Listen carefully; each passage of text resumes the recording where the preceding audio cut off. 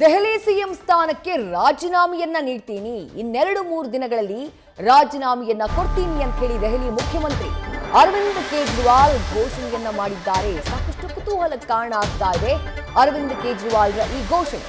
ಆಮ್ ಆದ್ಮಿ ಪಕ್ಷದಿಂದ ಕೇಜ್ರಿವಾಲ್ಗೆ ಭವ್ಯವಾದಂತಹ ಸ್ವಾಗತ ಕಾರ್ಯಕ್ರಮವನ್ನ ಹಮ್ಮಿಕೊಳ್ಳಲಾಗಿತ್ತು. ಬೇಲ್ ಮೂಲಕ ಅವರು ಹೊರಗಡೆ ಬಂದಂತಹ ಹಿನ್ನೆಲೆಯಲ್ಲಿ ಈ ಕಾರ್ಯಕ್ರಮದಲ್ಲಿ ಮಾತನಾಡಿದಂತಹ ಕೇಜ್ರಿವಾಲ್ ಈ ರೀತಿಯಾಗಿ ಘೋಷಣೆ ಮಾಡಿದ್ದಾರೆ. ಮುಂದಿನ ಚುನಾವಣೆಯವರೆಗೂ ಕೂಡ ಬೇರಿಯವರು ಸಿಎಂ ಆಗಿದ್ದಾರೆ ಅನ್ನುವುದನ್ನ ಹೇಳಿದ್ದಾರೆ. ಆಮ್ ಆದ್ಮಿ ಪಕ್ಷದಿಂದ ಬೇರಿಯವರನ್ನ ನಾನು ಮುಖ್ಯಮಂತ್ರಿ ಮಾಡ್ತೀನಿ, ಆದ್ರೆ ಮನೀಶ್ ಸಿಸೋಡಿಯಾ ಸಿಎಂ ಆಗಿ ಆಯ್ಕೆ ಆಗಲ್ಲ ಅಂತಾನು ದೆಹಲಿ ಮುಖ್ಯಮಂತ್ರಿ ಅರವಿಂದ್ ಕೇಜ್ರಿವಾಲ್ ಅಚ್ಚರಿಗೆಯ ಹೇಳಿಕೆಯನ್ನ ಕೊಟ್ಟಿದ್ದಾರೆ.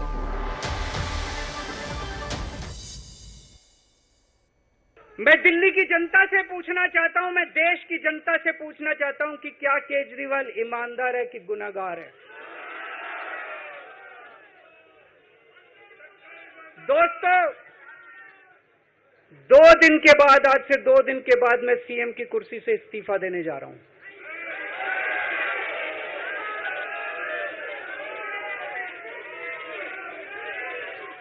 और मैं तब तक सीएम की कुर्सी पे नहीं बैठूंगा जब तक जनता अपना फैसला ना सुना दे।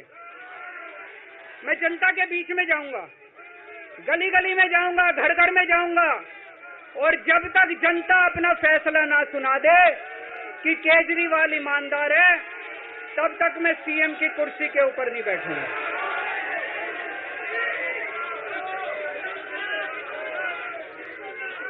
आज से कुछ महीने बाद चुनाव है, दिल्ली के चुनाव है। मैं जनता को निवेदन करना चाहता हूं, अपील करना चाहता हूं, अगर आपको लगता है केजरीवाल ईमानदार है, मेरे पक्ष में वोट दे देना। अगर आपको लगता है केजरीवाल गुनहगार है, मेरे को वोट मत देना। आप अगर मेरे को, आपका एक एक वोट मेरी ईमानदारी का सर्टिफिकेट होगा। अगर आप मेरे को वोट देके जिताओगे और अगर आप कहोगे कि केजरीवाल ईमानदार है, तो चुनाव के बाद, उसके बाद जाके मैं सीएम की कुर्सी पे बैठूंगा। तब तक मैं सीएम की कुर्सी पे नहीं बैठूंगा। ಮತ್ತಷ್ಟು ಡೀಟೇಲ್ಸ್ ನಮ್ಮ ದೆಹಲಿ ಪ್ರತಿನಿಧಿ ಜಗದೀಶ್ ನೀಡ್ತಾ ಹೋಗ್ತಾರೆ. ಜಗದೀಶ್, ಜೈಲಲ್ಲಿದ್ದಾಗಲೂ ಕೂಡ ರಾಜೀನಾಮೆಯನ್ನ ನೀಡಿರಲಿಲ್ಲ, ಆದ್ರೆ ಈಗ ಅರವಿಂದ್ ಕೇಜ್ರಿವಾಲ್ ರಾಜೀನಾಮೆಯ ಮಾತನ್ನಾಡ್ತಿದ್ದಾರೆ. ಅಲ್ಲಿಗೆ ಇನ್ನು 4-5 ತಿಂಗಳಲ್ಲಿ ನಡೆಯುವಂತಹ ದೆಹಲಿ ವಿಧಾನಸಭಾ ಚುನಾವಣೆಗೆ ಈಗಲೇ ರಣಕಹಳಿಯನ್ನ ಮೊಳಗಿಸಿದ ಹಾಗೆ ಲೆಕ್ಕನ ಕೇಜ್ರಿವಾಲ್ ಅವರು. ಖಂಡಿತವಾಗ್ಲೂ ವಿದ್ಯಶ್ರೀ, ಯಾಕಂದ್ರೆ ಇವತ್ತಿನ ಅವರು ಭಾಷಣದ ಸಂದರ್ಭದಲ್ಲಿ ಕಾರ್ಯಕರ್ತರನ್ನ ಉದ್ದೇಶಿಸಿ ಮಾತನಾಡುವ ಸಂದರ್ಭದಲ್ಲಿನ ಅವರ ಮಾತನ್ನ ಕೇಳಿದ್ರೆ ಅವರು ಮುಂದಿನ ವಿಧಾನಸಭಾ ಚುನಾವಣೆಗೆ ಈಗಾಗಲೇ ಸಕಲ ತಯಾರಿಗಳನ್ನ ಮಾಡ್ತಾ ಇದ್ದಾರೆ. ಮತ್ತೆ ಈಗ ತಮ್ಮ ಮೇಲೆ ಬಂದಿರತಕ್ಕಂತಹ ಆರೋಪ ಏನಿದೆ, ಆ ಆರೋಪ ಎಲ್ಲವೂ ಸಹಿತ ಸುಳ್ಳು, ನಾನು ಅಧಿಕಾರಕ್ಕೆ ಅಂಟ್ಕೊಂಡು ಕೂತ್ಕೊಳ್ಳುವಂತಹ ವ್ಯಕ್ತಿ ಅಲ್ಲ ಅನ್ನುವಂತಹ ವಿಚಾರವನ್ನ ಪಾಸ್ ಮಾಡೋ ಸಲುವಾಗಿ ಈ ರೀತಿಯಾಗಿ ಸ್ಟೇಟ್ಮೆಂಟ್ ಅನ್ನ ಕೊಡ್ತಿದ್ದಾರೆ ಅನ್ನುವಂಥದ್ದು ಈಗ ದೊಡ್ಡ ಮಟ್ಟದಲ್ಲಿ ಚರ್ಚೆ ಆಗ್ತಾ ಇರುವಂತದ್ದು. ಇನ್ನೊಂದೇನಂದ್ರೆ, ಕಳೆದ 4 ತಿಂಗಳುಗಳಿಂದಲೂ ಸಹಿತ ಅವರು ಜೈಲಿನಲ್ಲಿರುವಂತಹ ಸಂದರ್ಭದಲ್ಲಿ ಅವರು ಸಿಎಂ ಸ್ಥಾನಕ್ಕೆ ರಾಜೀನಾಮೆಯನ್ನ ಕೊಟ್ಟಿರಲಿಲ್ಲ. ಆದ್ರೆ ಈಗ ಅವರು ಹೊರಗಡೆ ಬಂದಂತಹ ಸಂದರ್ಭದಲ್ಲಿ ಯಾಕೆ ಏಕಾಏಕಿ ಅವರು ರಾಜೀನಾಮೆ ನಿರ್ಧಾರವನ್ನ ಮಾಡಿದ್ದಾರೆ ಅನ್ನುವಂತಹ ಪ್ರಶ್ನೆಯು ಸಹಿತ ದೊಡ್ಡ ಮಟ್ಟದಲ್ಲಿ ಚರ್ಚೆ ಆಗ್ತಾ ಇದೆ. ಇದಕ್ಕೆ ಮೂಲವಾದಂತಹ ಕಾರಣ ಏನು ಅಂದ್ರೆ, ಈಗಾಗಲೇ ಅವರು ಹೊರಗಡೆ ಬಂದ್ರು ಸಹಿತ ಅವರಿಗೆ ದೊಡ್ಡ ಮಟ್ಟದಲ್ಲಿ ಬಿಜೆಪಿ ಮತ್ತೆ ಅದರ ಜೊತೆಗೆ ಬೇರೆ ಬೇರೆ ವಿಪಕ್ಷಗಳೆಲ್ಲವೂ ಸಹಿತ ಅಂತಂದ್ರೆ ನೇರವಾಗಿ ವಾಗ್ದಾಳಿಯನ್ನ ಮಾಡ್ತಿದ್ದಾರೆ.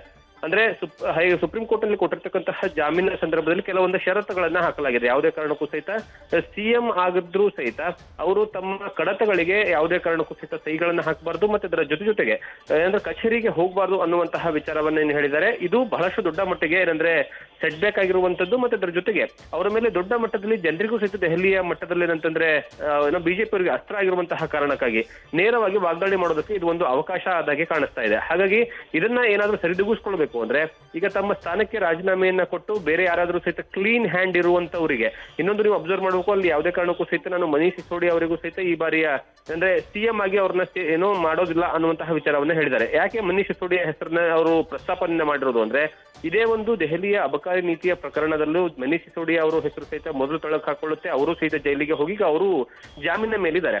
ಹಾಗಾಗಿ ಇಬ್ಬರು ಸಹಿತ ಜಾಮೀನ ಮೇಲಿರುವಂತಹ ಕಾರಣಕ್ಕಾಗಿ ಎನಿ ಮೂವ್ಮೆಂಟ್ ಅಲ್ಲಿ ಏನಾದ್ರೂ ಆಗಬಹುದು ಅನ್ನುವಂತಹ ಕಾರಣ, ಮತ್ತೆ ಅದರ ಜೊತೆಗೆ ಏನಂದ್ರೆ ಕ್ಲೀನ್ ಹ್ಯಾಂಡ್ ಇರುವಂತವರು ಏನಾದ್ರು ಅಧಿಕಾರಕ್ಕೆ ಕೊಟ್ಟಿದ್ದೆ ಆದ್ರೆ ಸಿಎಂ ಸ್ಥಾನಕ್ಕೆ ಮುಂದಿನ ವಿಧಾನಸಭೆ ಚುನಾವಣೆ ಕೇವಲ 4 ರಿಂದ 5 ತಿಂಗಳಲ್ಲಿ ಬರುವಂತಹ ದೆಹಲಿ ವಿಧಾನಸಭೆ ಚುನಾವಣೆಯಲ್ಲಿ ನಾನು ಏನಂದ್ರೆ ಅಧಿಕಾರಕ್ಕೆ ಅಂಟುಕೊಂಡು ಕೂತಿರುವಂತಹ ವ್ಯಕ್ತಿ ಅಲ್ಲ ಅನ್ನುವಂತಹ ಮೆಸೇಜ್ ಅನ್ನ ಪಾಸ್ ಮಾಡೋದಕ್ಕೆ ಈಗಾಗಲೇ ಕೇಜ್ರಿವಾಲ್ ಅವರು ಪ್ಲಾನ್ ಅನ್ನ ಮಾಡ್ಕೊಂಡಿದ್ದಾರೆ.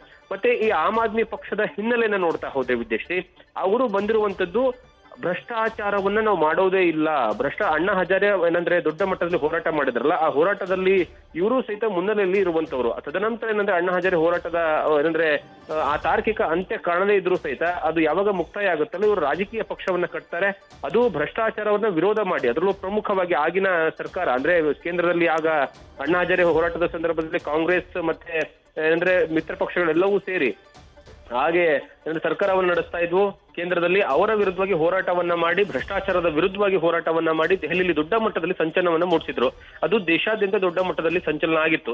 ಆದ್ರೆ ಈಗ ಸ್ವತಃ ಅವರೇ ಭ್ರಷ್ಟಾಚಾರದಲ್ಲಿ ಇರುವಂತಹ ಕಾರಣಕ್ಕಾಗಿ ಭ್ರಷ್ಟಾಚಾರದ ರೂವಾರಿ ಇವರೇ ಅನ್ನುವಂತಹ ಸಂದೇಶವನ್ನ ಈ ಬಿಜೆಪಿಯನ್ನು ಹೇಳಲಾಗ್ತಾ ಇದೆಯಲ್ಲ ಅಬಕಾರಿ ಪ್ರಕರಣಕ್ಕೆ ಸಂಬಂಧಪಟ್ಟ ಹಾಗೆ.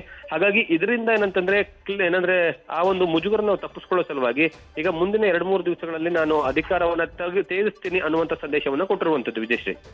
ಥ್ಯಾಂಕ್ ಯು ಜಗದೀಶ್ ತಮ್ಮೆಲ್ಲ ಡೀಟೇಲ್ಸ್ಗೆ. ನ್ಯೂಸ್ ಫಸ್ಟ್ ನಿರ್ಭೀತಿಯಿಂದ ನಿಮ್ಮ ಪರವಾಗಿ.